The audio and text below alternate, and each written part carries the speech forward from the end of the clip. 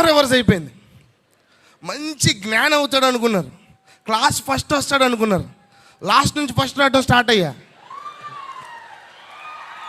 అది ఇప్పుడు నేను అడగను యూత్ ఉన్నారా ఇక్కడ, నేను అడగను అసలు.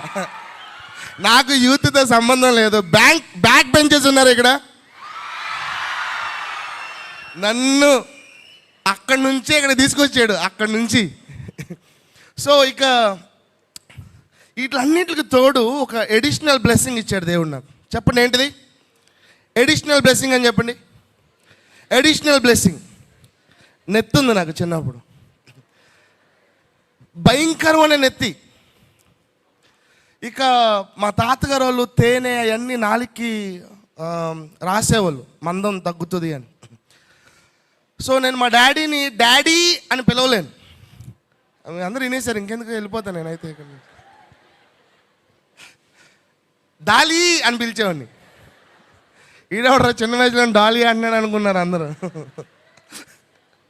అది డాలీ కాదు, డాలీ. వర్షం పడుతుంటే నరసం వస్తుంది అనేవాడిని. మీరేలా నవ్వితే అప్పుడు జనాలు నన్ను చూసి ఎలా నవ్వేవాళ్ళు, నాకు ఎలా ఉండేదో చూడండి.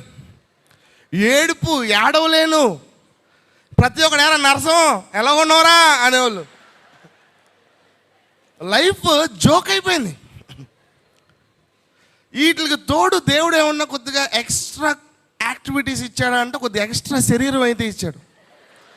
దాంతో ఏమైపోయిందంటే క్రికెట్ ఆడదామంటే జాయిన్ చేసుకునే వాళ్ళు కాదు, పరిగెత్తలేం కదా మనం, సప్పాయిలు బాల్ తేలేము. ఇక అందరూ ఒకదానికి వాడుకునేవాళ్ళు. చెప్తారా చెప్పమంటారా? మిగిలింది అదే ఎంపైర్.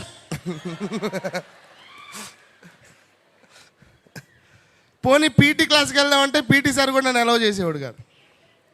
సరే నేను ఏదో ఒక స్పోర్ట్లో ఉండాలి కదా అని చెస్ పిక్ చేసుకుని కూర్చొని ఆడుకోవచ్చాను.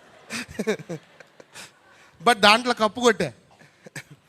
సో ఇలాగ నా లైఫ్ ఆ కప్పు కొత్త చెప్పట్లు.